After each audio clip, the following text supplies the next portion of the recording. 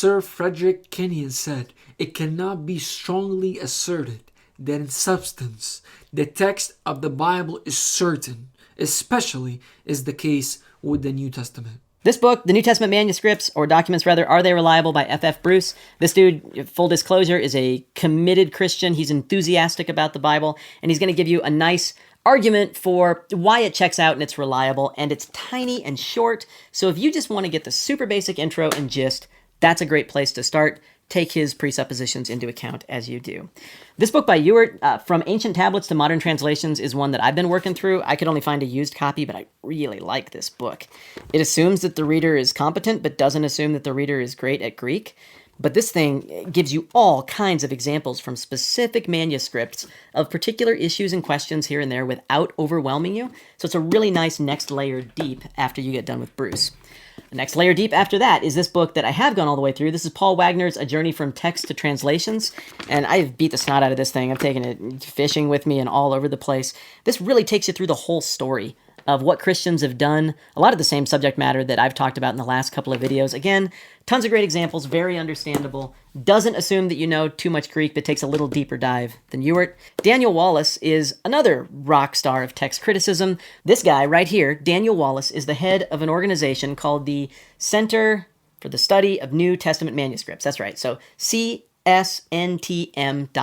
And what they're doing is gradually cataloging the entire manuscript record supporting the New Testament, which means you can just go and look it up for yourself for free on whatever device you're watching this video on right now. Everybody knows, who knows the material, that the answer to question number 1 is yes. So we do have an accurate copy of the original New Testament. But the more interesting question for our purposes is question 2. Do the original New Testament documents tell the truth? Because we could have an accurate copy of a lie, right?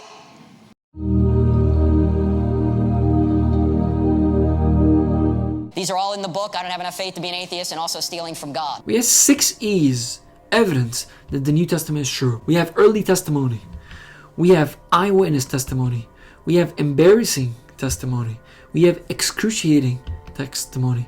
We have elaborate testimonies. We have expected testimonies, and we have extra biblical testimony. There are elements in the text that show that they're not inventing this. One particular writer is confirming inadvertently what another writer says, and there's no way they could have colluded on this. These are eyewitness stories, or these are stories that were seen by eyewitnesses. There are expected predictions that deals with Old Testament prophecy. And finally, there are extra biblical writers, not just non-Christian writers, but Christian writers who are not apostles, that affirm what the New Testament story is. So let's start right here at early sources. Let's go all the way back into the 1st century. And there are 2 events everyone agrees occurred in the 1st century, whether they're atheists or Christians or anywhere in between. Jesus was killed sometime in the early 30s, 33 AD, 30 AD, somewhere in there. The temple in the city of Jerusalem was destroyed by the Romans in 70 AD. There is no reputable historian that denies any of this. Okay? Now, what's going on between these 2 bookends of time? Well, we'll work backwards. We know that Paul was killed at the hands of Nero sometime in the mid to late 60s. We have good evidence for that. We also know that James, the half-brother of Jesus, dies as a martyr in the city of Jerusalem in 62 AD. The Sanhedrin, the Jewish ruling council, they throw him off the Temple Mount and then they stone him to death. Who tells us this? No New Testament document tells us this. You know who tells us this? Josephus, the Jewish historian, who lived from 37 AD to about 100 AD and was probably in Jerusalem in 62 AD when this happened. And 2 other writers who write later tell us that James dies as basically the pastor of the church in Jerusalem in 62 AD. All right? We also know that Acts is written by 62 AD. How do we know that? Well, there's a number of reasons. Let me just go through a couple of them. Acts, as you know, is basically, the first half is about Peter, the second half is about Paul. And how does the book end? Where is Paul when the book ends? Book of Acts. He's in Rome under house arrest, right? He's not quite dead yet. But the New Testament, or I should say the book of Acts, talks about 2 martyrs. Who are the 2 martyrs in the book of Acts?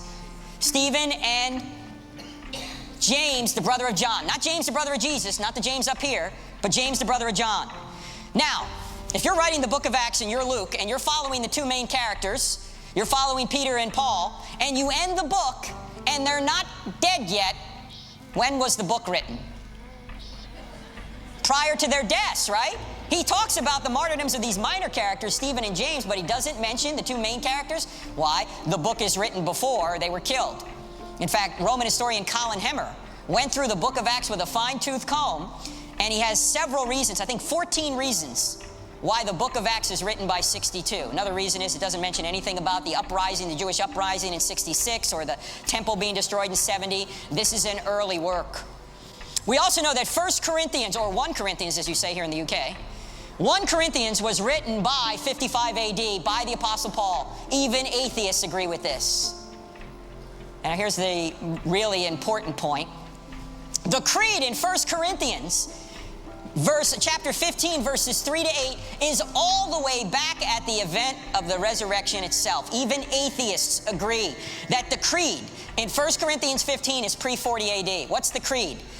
If you go to 1 Corinthians 15, verses 3 to 8, you'll read something like, "For I passed on to you what I received as of first importance, that Christ died, that he was buried, that he rose, and then he appeared."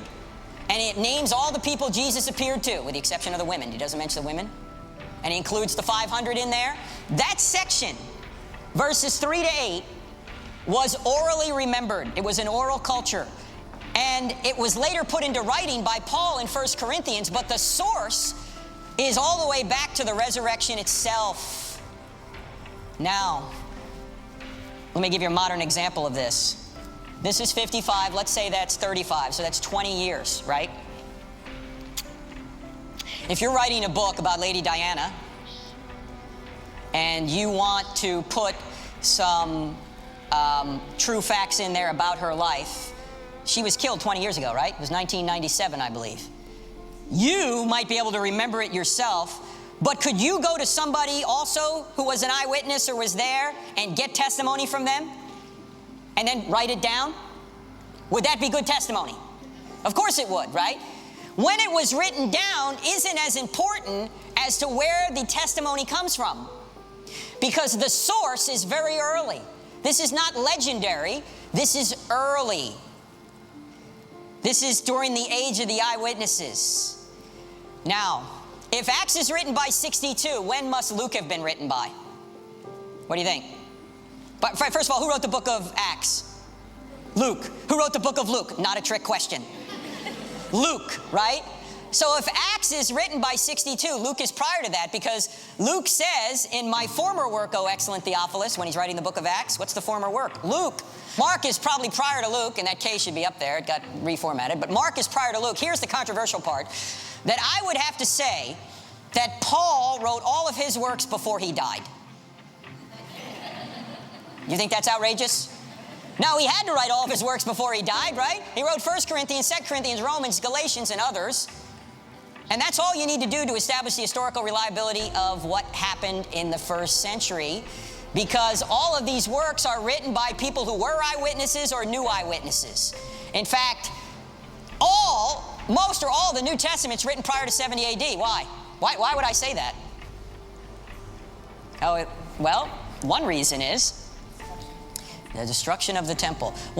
Do you know the destruction of the temple and basically their country, which occurred in 70 AD, is not mentioned anywhere in the New Testament? Actually, it's predicted once. Who predicts it? Jesus predicts it on the Mount of Olives. In Matthew chapter 24, Jesus says, as he's standing on the Mount of Olives, which is overlooking Jerusalem, he's looking down at the temple, and he says that those buildings will be knocked over. Not one stone will be left upon another. And then a little bit later on, they say, when are these things going to occur? And what does Jesus say? Before this generation passes away, these things will occur. When did he say that? About 30 AD. What's a generation? 40 years. When did it happen? 70 AD. Yet nobody in the Bible, nobody in the New Testament says, you know what? Jesus was right. Why didn't they say that? Because it hadn't happened yet when they wrote the documents. Even the Gospel of John, which many say is written in 90 AD, I don't think it was written in 90 AD. I think it was written prior to 70. Why? Well, if you go to John chapter 5, John says there is, in Jerusalem, near the sheep gate, the pool of Bethesda. In 70 AD, that pool was destroyed just like most of the rest of Jerusalem. Yet he's saying there is. Why? Because I think he's writing prior to 70 AD. I think he'd even make the case Revelation's written prior. Well, even if Revelation and John are written late, you still have early documents. And this is during the age of the eyewitnesses. It takes at least 2 generations after the eyewitnesses are gone for legend to start crowding out historical fact. This is too early to be legendary. They're not writing legend. They're not writing fiction. As C.S. Lewis said, I've read fiction all my life. The Gospels are not fiction. These are nonfiction eyewitness accounts.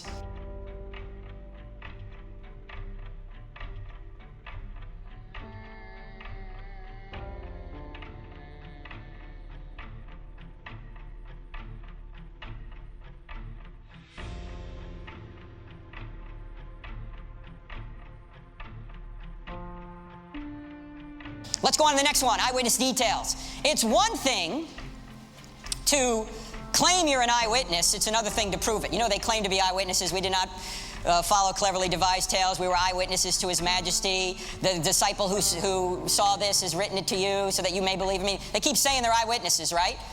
Did they actually prove they were eyewitnesses, or at least new eyewitnesses? Yeah, I think they did. How did they? They put historical crosshairs in the text that only an eyewitness would know. Like, for example, if you go to Luke chapter 3, you will read this. Check this out. In the 15th year of the reign of Tiberius Caesar, when Pontius Pilate was governor of Judea, Herod, tetrarch of Galilee, his brother Philip, tetrarch of Ituraea and Trachonitis, and Licinius, tetrarch of Abilene, during the high priest of Annas and Caiaphas, the word of God came to John, son of Zechariah, in the desert. Now, does it sound like he's making up a story? No, an exact date is given. What date? 29 AD, right? The 15th year of the reign of Tiberius Caesar. Caesar came into power, Tiberius Caesar came into power in 14 AD. He's talking about 29 AD. In fact, all 8 people are known from history. All were known to live at this exact time. This is not a once upon a time story. If Luke is trying to pass off a lie as the truth, he's getting himself into trouble. Why? Because people could check this out and say, that ain't true, Luke. He's using real people in here. Real people. This is not a once upon a time story. In fact, all of those people you see mentioned there are mentioned outside the New Testament. In fact, we're gonna see them here in just a minute. Not a once upon a time story. It would be like in our country, in the United States, if I were to say, like right now, it's the first year of the Trump administration. Rex Tillerson is the Secretary of State. Paul Ryan is the Speaker of the House. Mitch McConnell is the Majority Leader in the Senate. Everyone would know when I'm talking about, right? That's what Luke is doing here. He's putting historical crosshairs on the text. Also, if you go to the book of Acts, there are 84 details from chapter 13 to chapter 28, just the last chapters of the book, that have been shown to be eyewitness details. Colin Hemmer, again, the Roman historian I mentioned earlier, he went through Acts with a fine-tooth comb and picked out so many of the details that Luke put in there, and they're all right. In fact, Luke has the name of small towns right in the Mediterranean. He even has government officials right. He even has the slang spoken in those towns right. He has wind directions and water depths right. He even gets the depth of the water off Malta right. In Acts chapter 27, when they run aground, they run aground. Luke is on there with Paul, and there's 270-something people on the ship, and they get caught in a nor'easter, and they're driven from Cyprus all the way toward Malta, and they don't know where they are, and it's dark one night, and they hear what they perceive to be land, and so they take soundings. It's 120 feet, and then they take soundings a little bit later. Again, it's 90 feet, and then they cut the anchors, and they prayed to run ashore, and they ran ashore. Nobody was hurt. Where did they wind up running ashore? Malta. If you go to Malta today, St. Thomas's Bay, you will see the area where they ran aground, because my friend Bob Cornuke, the Christian Indiana Jones I mentioned earlier, in the 1970s he discovered that Maltese divers found 4 anchors from a Corinthian freighter in 90 feet of water right off of St. Thomas's Bay from the 1st century. No ship, just anchors. Later, an Italian diving crew found a ship several hundred yards away, the remains of an old ship. But normally when you find a ship, you find anchors, right? No anchors. They took these anchors up. They didn't even know what they had. They melted one of the anchors down into dive weights before they knew what they had. But the other 3 anchors are in the Maltese Maritime Museum in Valletta. If you go there now, you're probably looking at the anchors of Paul's shipwreck. I mean, it's amazing. All this fits with what the book of Acts says. In fact, Sir William Ramsay, who was an archaeologist who didn't think Luke was accurate until he really looked into him, found this. He said, I began with a mind unfavorable to it, Acts, but more recently I found myself brought into contact with the book of Acts as an authority for the topography, antiquities, and society of Asia Minor. It was gradually borne in upon me that in various details the narrative showed marvelous truth. In fact, he found that Luke references 32 countries, 54 cities, and 9 islands with no mistakes. And he didn't have Google Earth. Luke was there. He's an eyewitness, or he knew eyewitnesses. Not only are there all those details in Acts, Luke has many of these details in his own work in the Gospel.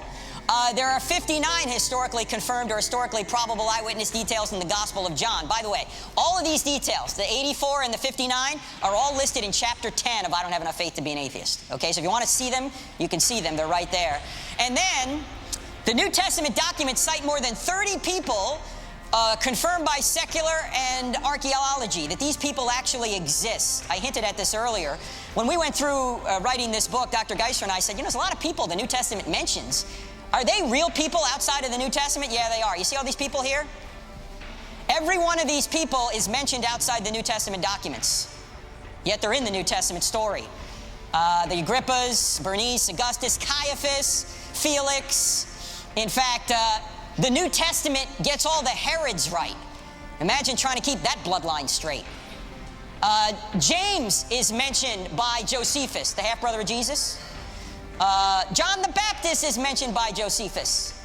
Again, the Jewish historian. Jesus is mentioned by him too. I don't have him in here because we'll see later he's elsewhere. Pilate is mentioned by Josephus. Pilate's also been found archaeologically. Here is a inscription found in the coastal town of Caesarea. That was the Roman headquarters in Jesus' day for the Romans, right on the Mediterranean there. They found Pilate there. They not only found they not only know that Caiaphas existed, but they have his bones. You know what this is? This is an ossuary. An ossuary is a burial box that the Jews used from about 20 BC to about 70 AD. Since the Jews believed in a bodily resurrection, what they would do is after somebody died and they'd inter the remains, a year later or so, 11 months to a year later, they'd go back to the gravesite, they'd take the bones out, and they'd put them in a box like this, an ossuary. In 1990, they were doing a construction project. They ran to a bulldozer into a side of a hill in Jerusalem, and they discovered a bunch of ossuaries, including this one. And on the side of it, it identified the remains as the remains of Caiaphas. There's only one Caiaphas known from history. Who was he? The high priest who did what? Sentenced Jesus to die. Do you remember Jesus is standing before the high priest, and the high priest asked him, are you the Messiah, the Son of the Blessed One? And Jesus said, I am, and you will see the Son of Man coming with great power on the clouds. And immediately Caiaphas said, blasphemy, and he tore his robes. You must die. Did you hear him? Did you hear what he said? You must die. That guy, we've got his bones. Inside this box were his bones, about a 60-year-old man, and the bones of his family. In fact, we also know crucifixion occurred. This is actually a heel bone from a crucified victim from Jerusalem in the 1st century. This is just a mock-up to show the relative angle of the nail going through the heel bone. Now, how many people have been to Israel? Can I see your hands, please? Oh, a lot of us. How many people in here have been to the Israel Museum, right near the Knesset? Okay, if you go to the Israel Museum, you'll not only see this sitting on a table, not behind glass, but you'll also see this hanging right next to it. Now, this thing is sitting right there on the table, not behind glass, but if you touch it, you'd probably be shot, right? But there it is, right there, and this is right next to it, and you'll also see the Pilate stone I showed you earlier. This is all in the Israel Museum. In fact, archaeology corroborates the history of the Bible. Not everything can be proven in the Bible through archaeology, but much of it can be corroborated. In fact, this is from a magazine in the U.S. called U.S. News and World Report. It's not a Christian mouthpiece. But a Christian wrote an article in there and he said this, and this is true. He said, in extraordinary ways, modern archaeology has affirmed the historical core of the Old and New Testaments, corroborating key points of the stories of Israel's patriarchs, the Exodus, the Davidic monarchy, and the life and times of Jesus. Wait a minute, let's see. Patriarchs, that's Abraham. Exodus, that's Moses. Davidic monarchy, that's David. And life and time, that's the whole Bible.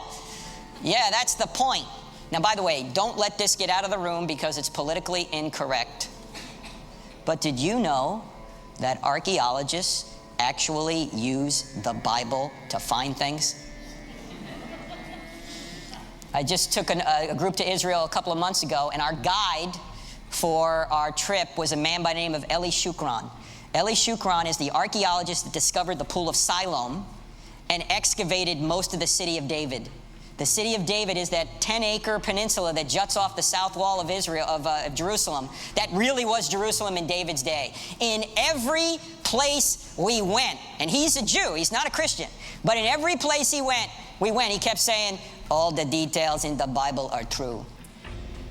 He kept saying it, because everywhere he's excavated, he finds what the Bible has said. Now, you can't prove everything, obviously, but everywhere he looks, he's finding evidence that the Bible is history.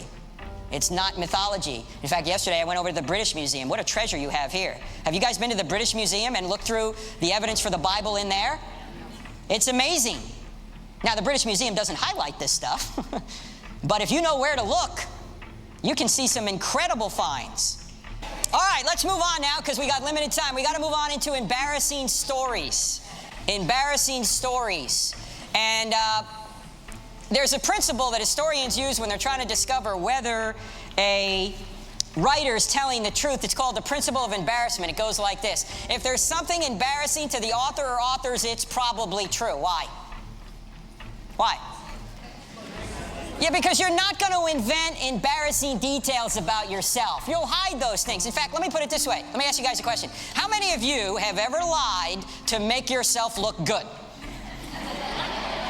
If you don't have your hand up right now, you're lying to make yourself look good. And it's not working. We know you're lying. All right, how many people in here have ever lied to make yourself look bad? Nobody does that.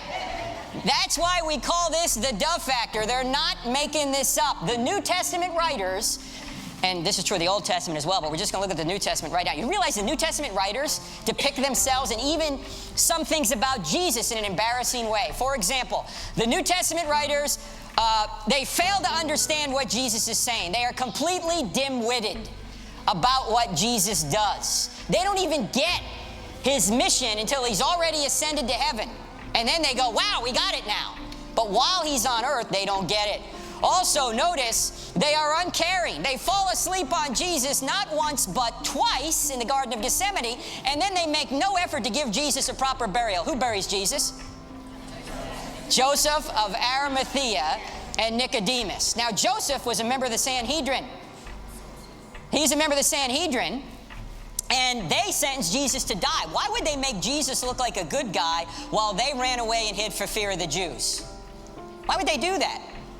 That doesn't make any sense. And why would they put Jesus in a Jewish tomb? What could the Jews have done to squash Christianity if the Christians claim that Jesus had risen from the dead, but Jesus was in the Jews' own tomb? What could they have done? Easy way to refute Christianity. Easy way to refute the resurrection. What do? You just take the body out of the tomb. It was their own tomb. They could have ended Christianity right there, but they didn't do that. What did they say? They said the disciples came and stole the body while the guards were asleep. Now, that's a bad explanation for at least two reasons. Reason number one, if you're a Roman guard on duty and you fall asleep on watch, what happens to you? You're toast. Reason number two, if you're a Roman guard on duty and you fall asleep on watch, how do you know what happened? What happened? Well, we were asleep, see, and while we were sleeping, we noticed that the disciples came right down. That doesn't make any sense. And what motive would they have to even make that up anyway? You say, well, how do you know that really was the Jews' story? Well, you say because the Gospel of Matthew says it. Yeah, but you're begging the question. How do you know Matthew's telling the truth? Because it's not just Matthew who says this. Early on in Christianity, the first few hundred years, There's an ongoing debate. The Christians keep saying Jesus has risen from the dead, and the Jews keep saying the disciples came and stole the body while the guards were asleep. Well, what does that explanation admit implicitly? What does it admit? That the tomb is empty, right? You don't need to come up with an explanation for an empty tomb if his body's still in there. You'd simply say, take the body out. But they didn't say that. They said the disciples came and stole the body while the guards were asleep. So they're implying this. Now, we could add another E to our list here. We could add enemy testimony. Enemy testimony is very powerful, because if an enemy admits something that will help your case, wow, that's probably true then, right? Like, for example, if your mother says you're brave, we go, okay, that's mom. That's what mom's going to say. But if your archenemy says you're brave, what does that mean? You're brave. Right? Here are the Jews admitting the tomb's empty. Also, notice they are rebuked. Peter is called Satan by Jesus. Do you think they invented this? Do you think Mark, who wrote this down at one point, said to Peter, hey, Pete, I'm going to make this a real interesting story. I'm going to have the Lord call you Satan. What do you think Peter would have said? Have him call you Satan.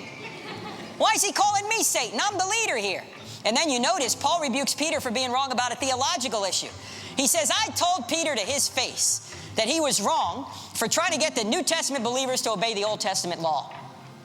Now, why are two apostles arguing over doctrine in the Bible if they're making all this up? Why is Paul rebuking Peter if they're making this up? Peter is later thought to be the first pope, and here is Paul having to dope slap him for being wrong. They're not inventing this. And then, as you notice, they are cowards. Peter denies Christ 3 times after saying, Lord, I'll never deny you. This is embarrassing. And then the disciples run away. This is like a Monty Python movie. Run away! Who are the brave ones who don't run away at the crucifixion? Who are they? The women. The women are the brave ones.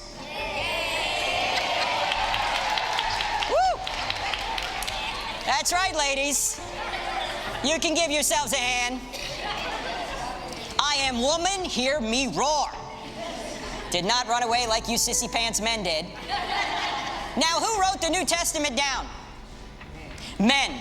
Now, what man is going to invent that he was hiding for fear of the Jews, why the women went down and discovered the empty tomb? Would any man in here invent that? I know if I was there and I was inventing it, if I was a man inventing it, I'd write something down like this. Let's see, we marched right down there and overpowered that elite Roman guard. Yeah, that sounds good. John said, get out. Peter, roundhouse kicked him. Philip said, we'll be back. And then on Sunday morning, we marched right down to the tomb, and we saw Jesus, who congratulated us on our great faith. And then we went and comforted the trembling women. I would never say it was Mr. Sissy Pants. Why the women went down and discovered the empty tomb. And oh, by the way, why would you never say the women were the first witnesses in that culture? Why would you never say that? You would never invent it.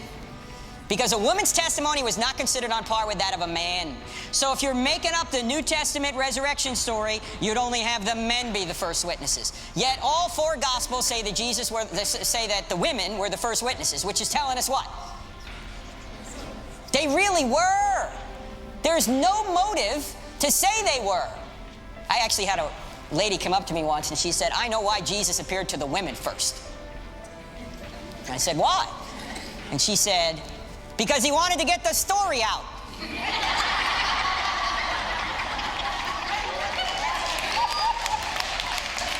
I said, that is an excellent point. I had not thought of that. Because, ladies, when your man comes home from work, does he say much? There could have been a nuclear explosion down at the plant. He's not going to tell you. You'll see it on the news before you hear it from him. You'll be watching the news one night going, hey, hon, what happened? Oh, yeah, I forgot to tell you. The nuke blew up the other day. I've been hot for 3 days. What's for dinner? You know, he's not going to tell you. Also, notice that despite being taught several times, the disciples are doubtful when they hear of his resurrection. Not only are they doubtful when they hear of his resurrection, check this out. Some are even doubtful after they see him risen. What? How did that verse get in the Bible? Think about that. They're standing there at the Great Commission, Matthew 28:19, and he says, go therefore, make disciples of all nations. Notice he doesn't say make believers. He says make disciples. There's a difference. Make disciples of all nations, baptize them in the name of the Father, Son, Holy Spirit, Amen, and lo, I'm with you always, even to the end of the age. And as he's saying that, some of his disciples are standing there looking at him going, you see that guy over there? Yeah. That guy over there is Jesus. Oh, no, it can't be Jesus. He was just killed not long ago. No, I'm telling you, it's Jesus. It can't be. The Romans crucified him. The guy's dead. No, I'm telling you, it's him. They put a spear in his side. Blood and water came out, punctured the pericardium. The guy's dead. I'm telling you, it's Jesus. It can't be. It is. How do you know? The women told me. They're not making this up. By the way, there's even potentially embarrassing details about Jesus. Notice in Mark chapter 3, he's considered out of his mind by his own family who want to seize him and take him home. His own family in Mark chapter 3 thinks he's nuts. Now you may have heard the scholars say, oh, the New Testament writers invented Jesus to be God. Really? Then why are they putting this kind of thing in there? And then notice, he's deserted by many of his followers. In John chapter 6, he says, look, you want to follow me? You must eat my flesh and drink my blood. And many of the disciples said, oh, this is a hard teaching. We can't follow this guy anymore. Hey, if I was there and he said eat flesh, drink blood, I'd say, what are you, a cannibal? I'm not following you either. Now, we know what it means now, but at that point they're going, this is crazy.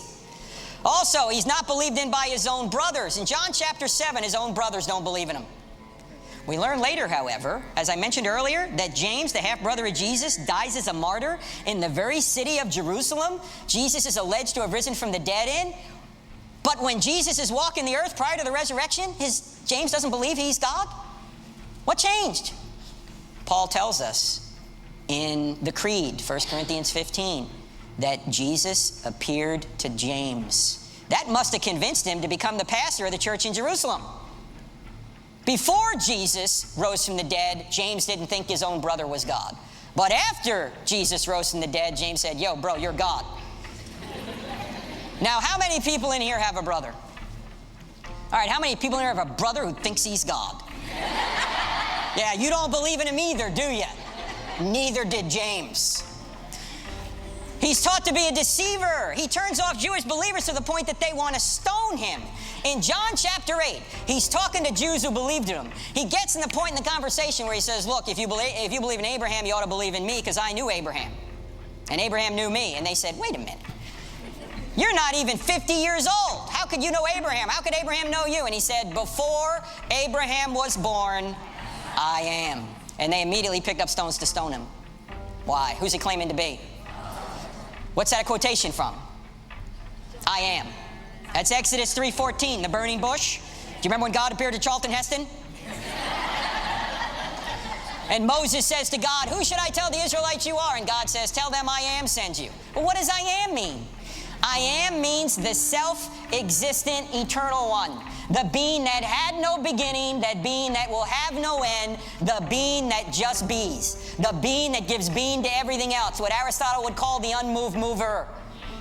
The uncreated creator. Jesus is claiming to be Yahweh. That's why they picked up stones to stone him. You know what amazes me today? The Jews knew what he was claiming, but it amazes me today, people today don't know what he was claiming. Like Jehovah's Witnesses, who say Jesus never claimed to be God. When they come to my door, I go, come on in. Have a seat. They get the Watchtower material. I go, oh, before we get to the Watchtower, can I just ask you 2 questions? Yeah, sure.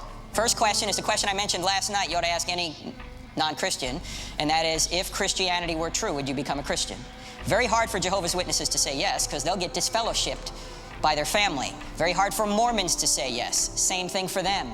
Very hard for Muslims to say yes. Same thing for them. In their case, maybe they may even be killed, right? Very difficult to say yes, but you ask the question anyway. Second question is, if Jesus never claimed to be God, then why did they kill him? For saying love your neighbor? Does that get you killed? Jesus is out giving a sermon. He goes, so love your neighbor. There's people in the audience going, what did you say? We can't tolerate that. You must die. No, you don't get killed for saying love your neighbor. You get killed for claiming to be God. Why? Because that's blasphemy to the Jews and it's sedition to the Romans. In fact, early on in Christianity, the Romans called the Christians atheists. Why? They knew they weren't Jews, but they wouldn't worship Caesar or the Roman gods, so they said, these people must be atheists. But he certainly didn't get killed for skipping around saying, love your neighbor. He got killed for claiming to be God. There would be no death if he wasn't claiming to be God. Also, he's called a madman. He's called a drunkard. He's called demon-possessed. You think they invented that? That people were calling the Lord demon-possessed? He has his feet wiped with the hair of a prostitute, which easily could have been seen as a sexual advance. And oh, by the way, you notice there are two prostitutes in Jesus' bloodline? Who are they? Rahab and Tamar. Do you think they invented that? Do you think Matthew and Luke got together at one point and said, you know what, I really think we need to spice up the Messiah's bloodline a little bit. Let's put a couple of prostitutes in there. Let's see, Rahab, Tamar. No, I don't think so. In fact, there's a lot of shady characters in the bloodline. Who are they? Judah, from where we get the term Jew. Judah, not a good guy. Look him up. He's in Genesis. David's in there. You say, well, David's a good guy. Really? He's a man after God's own heart, yet he's a liar, adulterer, and a murderer. Gee, I guess there's hope for the rest of us, huh? Bathsheba's in there. Bathsheba. Now, in fact, one of the writers won't even mention Bathsheba's name. You know what he says in the genealogy? He says, Uriah's wife. Ooh, that's a slam. He's telling the truth, but he's telling it in a backhanded way. Who was Uriah's wife? Bathsheba. Uriah was the man whom David had killed so he could have Bathsheba. He was Bathsheba's husband. In fact, if you look at the women in the bloodline of Jesus, the 5 that are mentioned in the genealogies, only one is a Jew. Rahab's not a Jew. Tamar's not a Jew. Ruth isn't a Jew. Bathsheba isn't a Jew. Who's the only Jew? Mary's the only Jew. Think about that. This is the Savior of Israel, the Savior of the world, coming from the bloodline, and the only one mentioned in the bloodline of the female side is Mary. They're not making this up. You don't find this kind of embarrassing detail in, say, the Pharaoh's history. What would the Pharaoh do to his historian if the historian started recording embarrassing details about him? You know, Pharaoh, you were born from prostitutes. What? What do you think the Pharaoh would do? Off with my historian's head. This is not a made-up story. It's not invented. Also, Jesus is crucified despite the fact that anyone who's hung on a tree is under God's curse. If you're making up a Messiah to the Jews, you don't hang him on a tree. Why? Because according to Deuteronomy 21:23, that man is under God's curse. Well, Jesus was under God's curse. What curse? The curse of sin that we put him under. But if you were inventing a Messiah to the Jews, you wouldn't say this. There's more in the book on embarrassing details, but we got to get to excruciating deaths. Excruciating deaths. In addition to these embarrassing stories, we've got excruciating deaths. And this is the argument that says that these men who were in a position to know whether Jesus had risen from the dead or not died excruciating deaths when they could have saved themselves by saying it never happened. This is a Caravaggio, a painter who painted lifelike kind of paintings, and this is Peter being crucified upside down. Clement of Rome also talks about Peter's death, writing in about 95 AD. But before we look at their deaths, let's look at the apostles' beliefs and practices before and after the resurrection. Because as we go through this short list, I want you to remember that the New Testament writers, with the exception of Luke, were all Jews. They already thought they were God's chosen people. So they believed a group of beliefs before Jesus showed up, and they abandoned those beliefs after he showed up. The question is why? Before, they believed in animal sacrifice. They've been slaying lambs and other animals to Yahweh for hundreds of years. Suddenly Jesus comes along and they say, you know what? Christ's sacrifice is enough. We don't need to slay these lambs anymore because these lambs are just symbols. Here's the true Lamb of God who takes away the sins of the world. So they do away with the sacrificial system virtually overnight. Before, they believed in a binding law of Moses. Afterwards, they said, no, Christ's life has fulfilled the binding law of Moses. In fact, Jesus himself does away with the dietary laws in Mark chapter 7. It's not what goes into a man that makes him unclean, but what comes out of a man that makes him unclean. He even told Peter to eat whatever he wanted to. Before, they believed in strict monotheism. Afterwards, they believed in a Trinity. 3 persons in one divine essence. Yes, I know the Trinity is hinted at in the Old Testament, but it's much clearer in the New. Before, they believed in the Sabbath. In fact, they thought they could be stoned for not obeying the Sabbath. Afterwards, they're worshiping on Sunday. And Paul even says in Colossians chapter 2, don't let anyone tell you you'll have to obey any Sabbath or festival day. In fact, out of the 10 commandments, 9 of them are repeated in the New Testament. What's the only one not repeated in the New Testament? Keep holy the Sabbath. Why? Who's the true Sabbath? Jesus is the Sabbath. The Sabbath represented rest, and who's our rest? We rest in the work of Jesus. So the Sabbath no longer had any hold on these New Testament believers who used to be Old Testament believers. Before they believed in a conquering Messiah, afterwards they believed in a sacrificial Messiah. Of course, Jesus will come conquering the next time he comes. Before they believed in circumcision, afterwards they believed in baptism and communion. Now, what would have caused these pious Jews who thought they were God's chosen people to abandon everything on the left and adopt everything on the right virtually overnight? What would have caused them to do this? The only thing I can think of is what psychologists call an impact event. Impact events are events that occur in your life that you'll remember no matter how old you are. In fact, you might not remember what you had for breakfast this morning, but you'll remember an impact event that happened 10, 20, 30, 40, 50 years ago if you're old enough. In fact, I don't know if anyone would know this impact event because you're not Americans, but I'm going to ask it anyway. Some of you might. Is there anyone in here who can remember where you were and what you were doing November 22nd, 1963? Anybody? Okay. Hold up your hands. There's a few of us in here. Just hold up your hands. Hold up your hands. You see these people with their hands up, ladies and gentlemen? These people are very old. November 22nd, 1963 is my earliest memory. I was 2 years old in 2 days.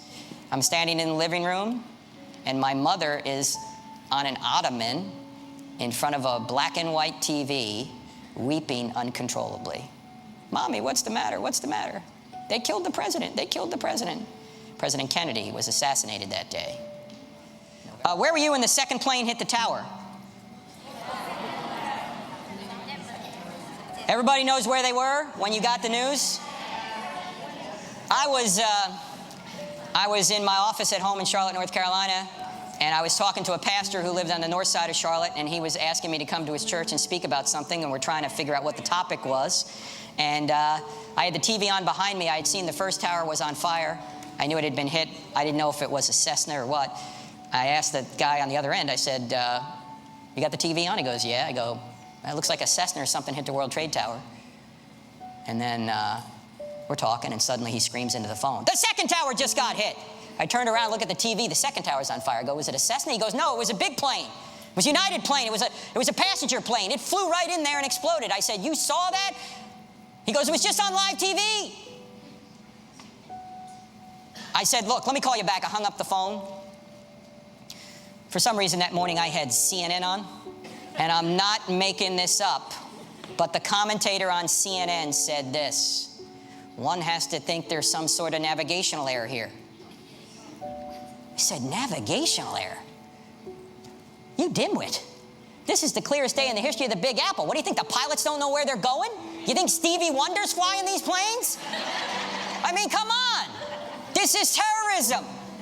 You can remember impact events for years, even though you won't remember most other events. Do you think that if a resurrection really occurred, it would have been an impact event? Do you think that the people who saw it would have remembered everything Jesus said and did to the day they died, if he really rose from the dead? You wouldn't forget that, right? If you remember a terrorist attack, you'd remember a resurrection, wouldn't you? That's the only way I can figure out why they would have abandoned everything on the left and adopted everything on the right virtually overnight. In fact, if you really think about this, what did the New Testament writers have to gain by making up a new religion? They were Jews. They had no motive to make up a resurrection story. None. They had every motive to say it wasn't true, not every motive to say it was. In fact, by saying the resurrection was true, what happened to them? They got beaten, tortured, and killed. And before that, they got excommunicated from the synagogue. They're Jews, remember? Hey, we're going to start a new religion. We are?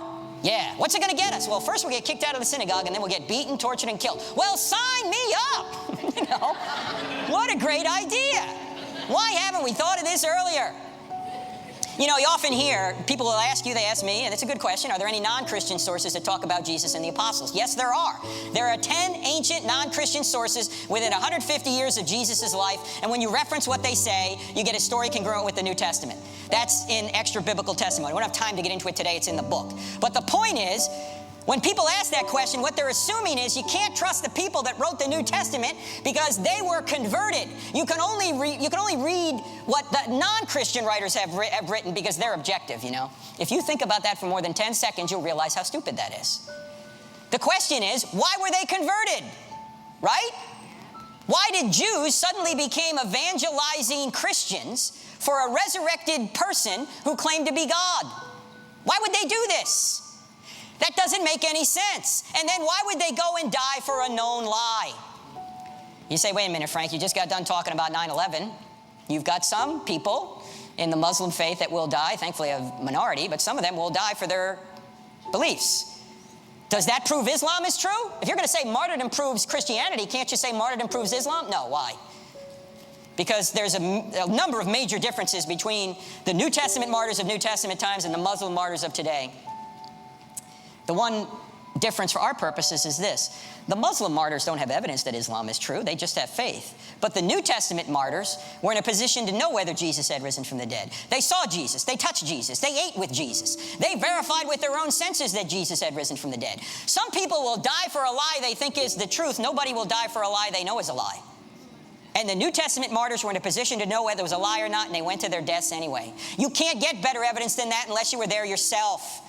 In fact, let me put it this way. The New Testament writers did not create the resurrection. The resurrection created the New Testament writers. There would be no New Testament without the resurrection. In fact, what I'm going to say in a minute here will sound heretical. Pastor Colin, it's not. Okay? Trust me on this. It's not heretical.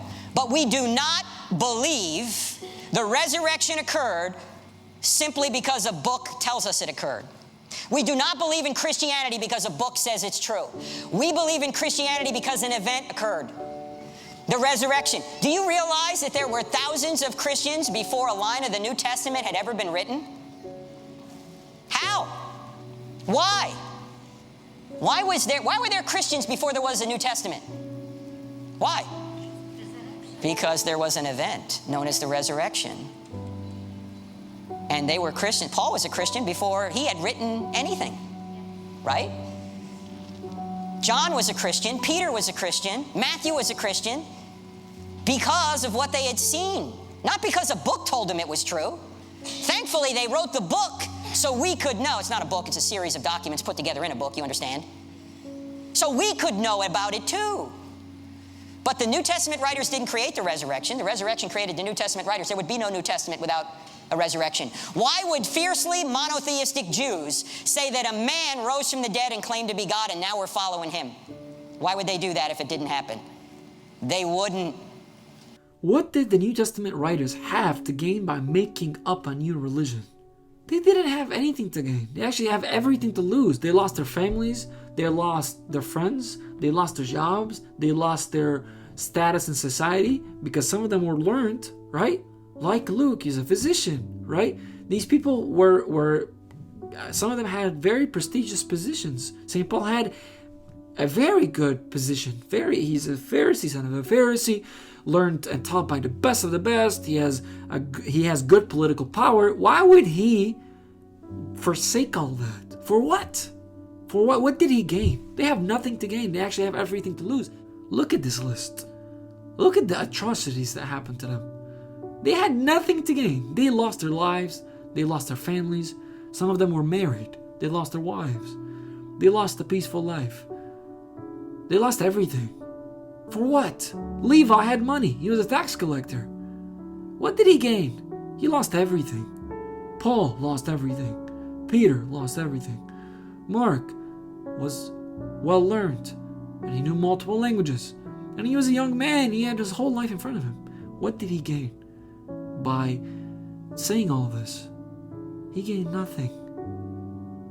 So if this is not true, then they died for a known lie. No one dies for a known lie. They really believed that this is true. They really believed. And they really believed because they saw that this is true. And when they saw that this is true, they thought what? Hey, this is worth dying for. Because it's true. It's okay if I die by being crucified. It's okay if I get stoned.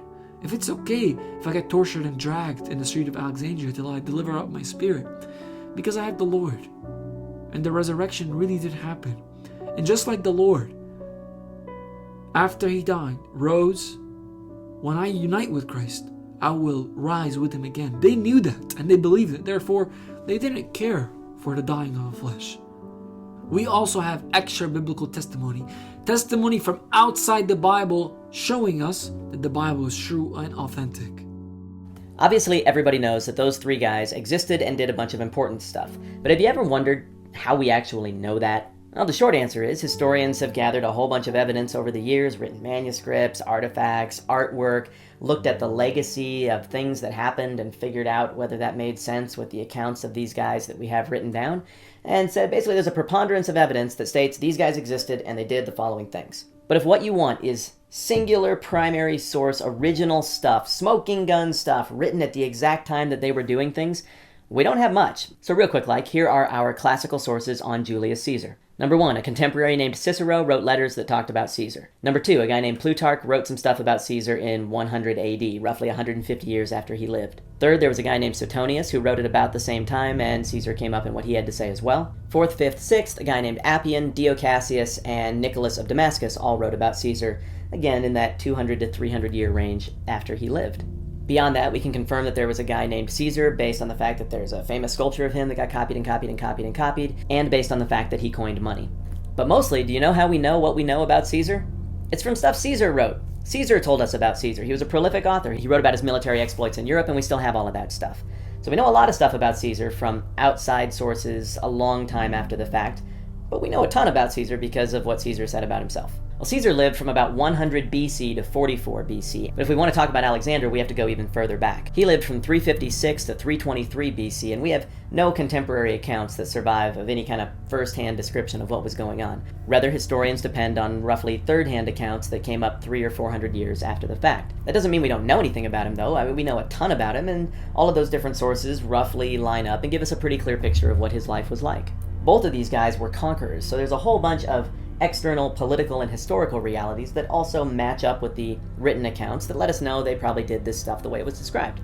Socrates is a little bit of a different deal, though. He lived a generation before Aristotle. He's regarded as one of the great thinkers in the history of the Western tradition, but he didn't write anything down, and nobody at least immediately recorded exactly what he was saying. We have stuff that Plato, his student, wrote down that gives an account or an idea of what Socrates was about, and we have some other external accounts that are just way after the fact. We have no architecture, no relics, no coins, no conquest, and the earliest copies we have of stuff written about Socrates post-date him by hundreds and hundreds of years.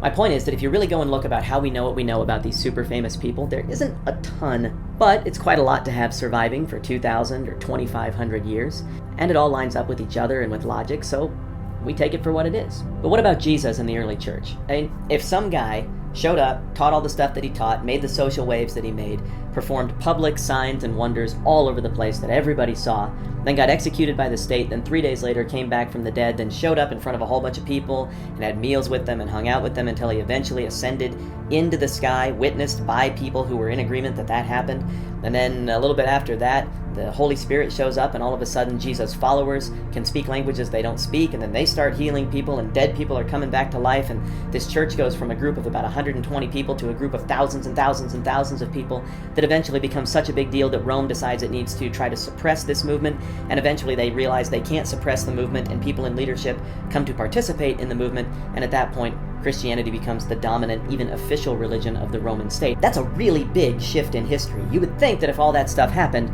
there'd be some kind of documentation. Recently in my travels on the internets, I've come across some remarks or comments or articles that try to argue that there was no external corroboration of the events described in the New Testament. And that's just not accurate. It's not like an opinion question where one could see it this way and one could see it that way, any more than whether or not there was a Julius Caesar is an opinion question that one could see this way and one could see that way. We're talking about something that was documented and cross-referenced, and unlike Julius Caesar, who was the conqueror and had control over the information and would have been interested in suppressing information that made him look bad, the church had no power. Jesus had no political power. And yet still, this movement was so significant, even from a position of relative social and political weakness, that these accounts still cropped up in the 1st century and managed to survive for the 2,000 years that have elapsed since. What I want to do today is take a look at that evidence and give you kind of an introduction to what some of that stuff is, where to find it, and how to read it. I've sat through a history class or two, so I know how easy it is to nod off and start to get incredibly bored by that type of content right off the bat. I'm telling you, this stuff is pretty interesting, and I hope you'll give it a look with me. But to help you better appreciate how big a deal it is that any sources continue to exist that confirm Jesus and the early church, I first want to talk about some of the challenges that you have to overcome when we try to look for this kind of source material. First, whether you're talking about Jesus, the church, or anything else, virtually no original material still exists from this point in history. You could get the impression watching shows like Indiana Jones that there are these huge temples just sitting around out there that nobody really noticed, or these giant treasure troves that it just never crossed anyone's mind to explore, that are filled with all of the secret history of the classical world and mankind in general. Maybe somewhere there's somebody sitting on such a trove, but probably not just in an undiscovered, pristine archaeological sense. So not a lot of sources and evidence exists from this era in history because it's all kind of been used up or grabbed along the way, but second, because stuff breaks. Think about stuff that you still have from your childhood. How's it holding up? Not great, I bet. Think about some heirlooms that you maybe still have from your grandparents' childhood. I bet that's really dinged up. Now think about the oldest book that you own. Even that is starting to look really ratty and is falling apart, I'll bet. Now imagine that that book were to age another, say, 1900 years. What kind of condition do you think it would be in? Stuff breaks. Paper falls apart. This is the nature of things. So if you have a surviving copy of a manuscript from the 1st century, it's a pretty safe bet that there were hundreds more where that came from that didn't survive the trip through time. Another reason that it's difficult to find external corroboration from the Bible that dates back to the first few centuries AD is that early Christians would have felt like that was already done. Well, we've got 4 accounts of Jesus and they all line up. That's pretty good. They're all in circulation. We've got this one mega document of Acts that describes the early church. We've got these letters floating around that the apostles wrote. Those all account for the same stuff. They did history in a way that made sense for how people did history at their time. What they did checked out as legit history in their immediate context. So again, the early church would have felt like they had done a magnificent job of documenting what happened.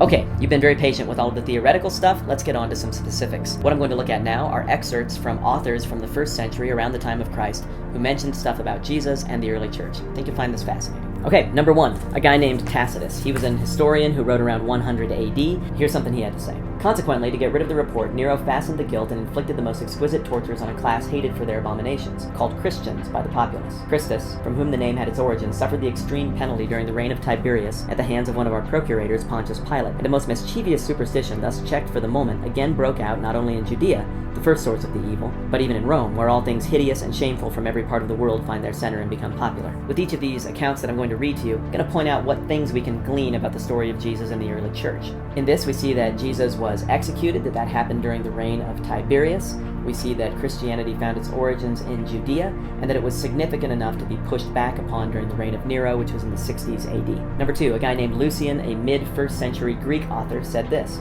Christians, you know, worship a man to this day, the distinguished personage who introduced their novel rites and was crucified on that account. You see, these misguided creatures start with the general conviction that they are immortal for all time, which explains the contempt of death and voluntary self-devotion which are so common among them. And then it was impressed on them by their original lawgiver that they're all brothers, from the moment that they are converted and deny the gods of Greece and worship the crucified sage and live after his laws. All this they take quite on faith, with the result that they despise all worldly goods alike, regarding them merely as common property.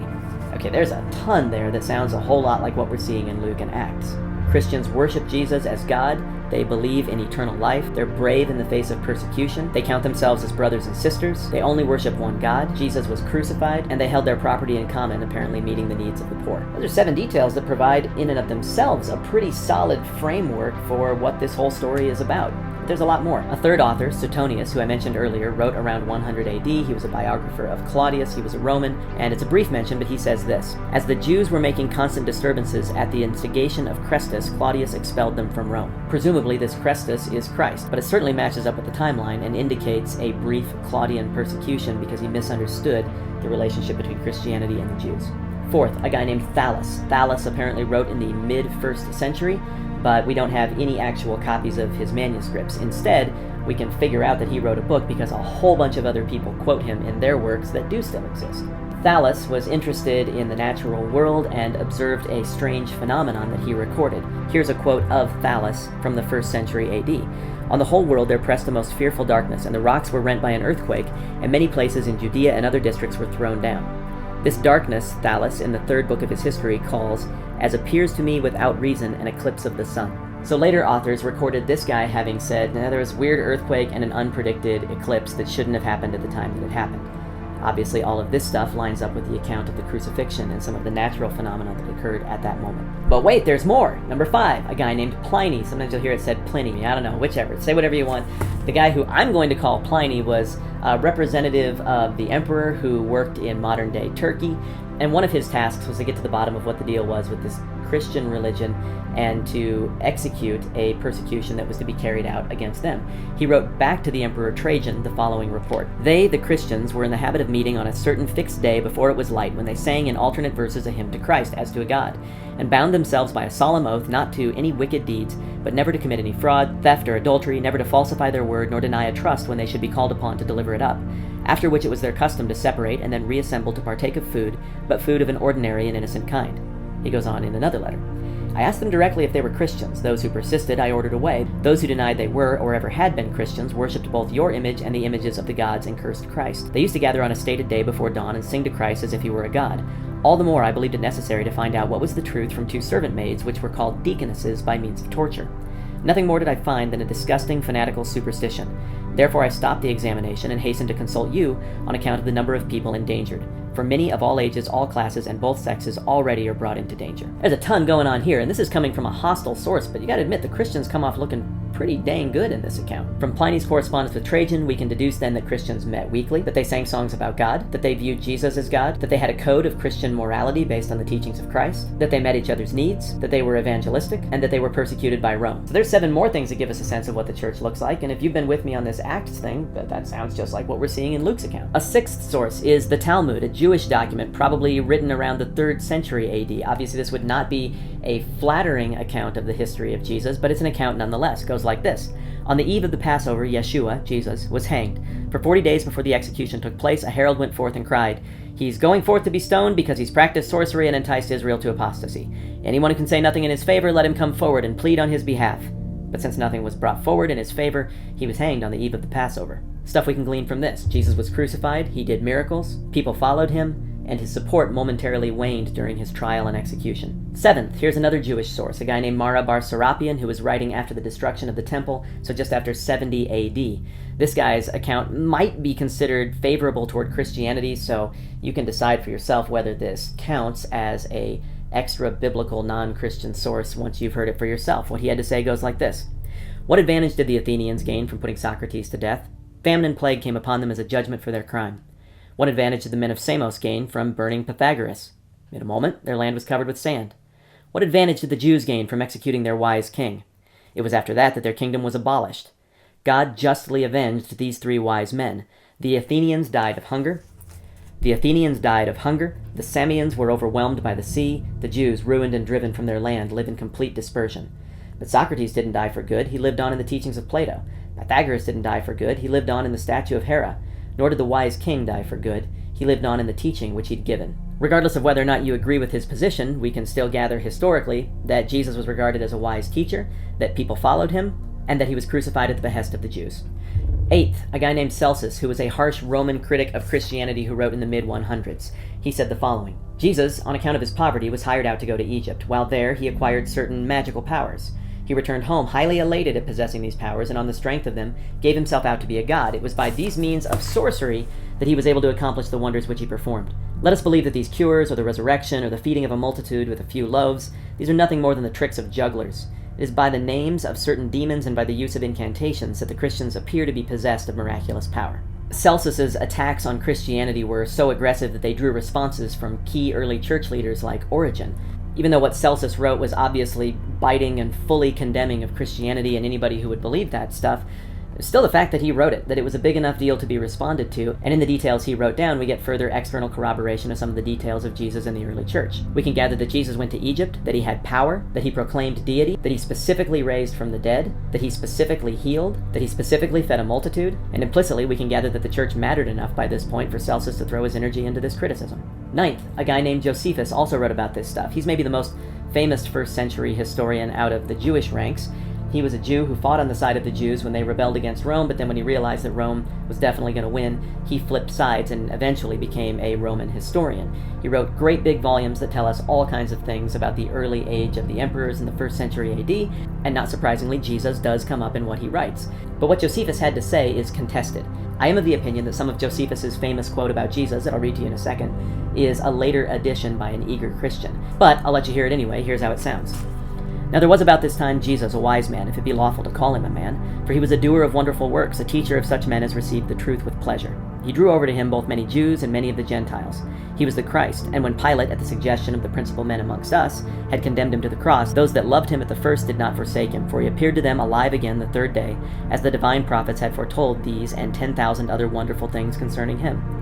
And the tribe of Christians, so named from him, are not extinct to this day. It doesn't make sense to me that Josephus, who never converted to Christianity as best as we can tell, would have written in such favorable and even theologically accurate terms about the nature of Jesus in a history that was meant to be read by Romans. Additionally, the earliest manuscripts of Josephus don't include this stuff. It only shows up later on. But that doesn't mean the thing is a hoax or not useful to us. So let's just say that that was a later edition and take the version Josephus most likely wrote without any of those additions and see if it's useful on its own merit. Listen to this. About this time there lived Jesus, a wise man, for he was one who wrought surprising feats and was a teacher of such people as accepted the truth gladly. He won over many Jews and many of the Greeks. When Pilate, upon hearing him accused by men of the highest standing among us, had condemned him to be crucified, those who had in the first place come to love him did not give up their affection for him, and the tribe of Christians, so called after him, has still to this day not disappeared. See, that's still pretty solid. There's a ton there for us to glean. Now, Josephus goes on and he also talks about John the Baptist and the trial and I think execution of James, brother of Jesus, later on, but for the sake of time, we'll skip over those. If we agree only to accept the less Christian version of Josephus's account, we still get a whole bunch of things from this that provide external corroboration, including Jesus lived, he was wise, he had followers, he did wonders. That following went beyond the Jews to the Gentiles or the Greeks. Pilate was in charge of his trial. He was crucified. The movement immediately persisted and still existed at the time that Josephus wrote this in the 80s or 90s AD. So for the time being, I've thrown out 9 highly compelling secular sources that fall within the first 100 years of the life of Christ. But in addition to that, there are tons of extra-biblical Christian sources that some people just say, that doesn't count, they were Christians. Well, I think they do count in the same way that Julius Caesar writing about himself counts for giving us insight as to what went on in the story of Julius Caesar. It's not like all these extra-biblical Christian writings were just fabricated. They indicate a pattern of belief, that people all over the Mediterranean world, where they weren't calling each other on the phone or connecting on the internet, all these people all had the same take on what happened. And all the things they wrote still had to pass muster under the review of a living memory audience. I'm not going to read excerpts from all of these extra-biblical early Christian sources, but I am going to run down some of the details so that you can look them up for yourself if you would like later on. Clement of Rome wrote letters to the Corinthian church, among other things, and essentially confirms Luke's account in Acts across the board of how the church developed. Ignatius of Antioch died around 100 AD. He wrote from about 70 AD until the end of his life, and in that writing he confirmed a lot of the political details of Jesus' execution, as well as the religious details of his teaching, as well as the practical details of his life and the wonders he performed.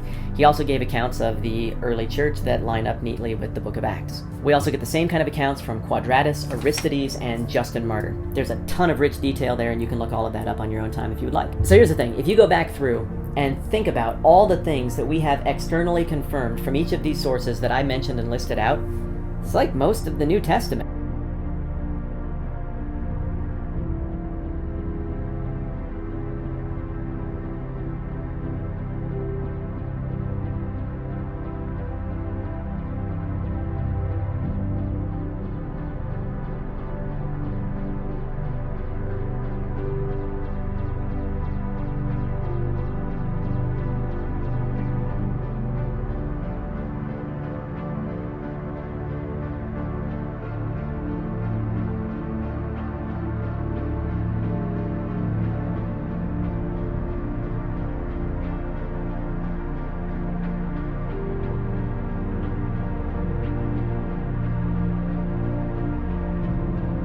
It's really well covered outside the Bible. And it's far better coverage than most of the things we think we know about this same period in history that don't have to do with Jesus and Christianity. Look, I'm not naive. I get what's going on here. It doesn't cost anybody anything. It doesn't affect anything. It doesn't weigh in on any political or social arguments of the day to think one thing or another thing about the people of Athens or Sparta or what was going on in Carthage in 150 BC. I mean, it's all interesting, but it just doesn't have bearing on today.